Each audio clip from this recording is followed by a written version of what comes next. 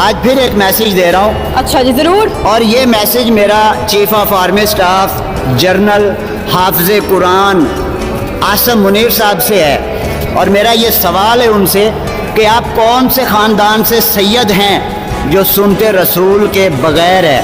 Number 1 حافظ قرآن، number 2 سید، اور پھر بھی سنتے رسول کے بغیر. یہ اسلامی جمہوریہ پاکستان ہے، نہ اس میں کہیں اسلام نظر آتا ہے، نہ کہیں جمہوریت نظر آتی ہے.